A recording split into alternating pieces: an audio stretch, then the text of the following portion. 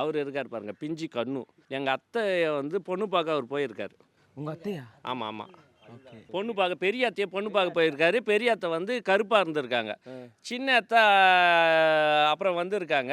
எனக்கு வந்து இந்த அத்தை தான் வேணும், இந்த பொண்ணு தான் வேணும் அப்படின்ட்டு ரெண்டாவது பொண்ணு வேணும்னு கேட்டிருக்காரு. அப்போ வந்து பெரிய அத்தை, டே பிஞ்சிக்கண்ணா என்னையாடா வேணான்ற அப்படின்னு சொன்னது தான் அந்த பிஞ்சிக்கண்ணுன்ற பேர். அந்த பிஞ்சிக்கண்ணுன்ற பேரை நான் இப்போ வச்சு அது வந்து பட்டி தொட்டி எல்லாம் பிஞ்சிக்கண்ணுன்றது இதாக போச்சு.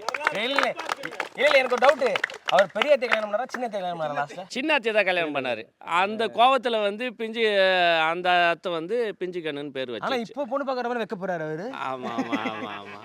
இப்போ இன்னொரு கல்யாணம் பண்ணலாம் போல இருக்கு அவருக்கு. யாரு பண்ணின்னு தான் இருக்காரு. ஆமா நிப்பாட்டுறது இல்லை அவர்.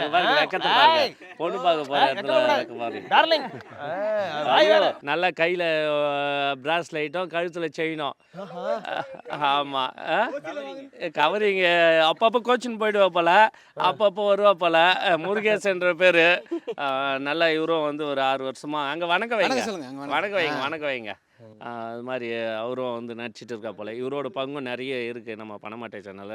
தமிழரின் பாரம்பரிய திருவிழாவை கொண்டாடுவோம் புத்தாடை பொங்கலோடு. The Chennai silks. Let the celebrations begin.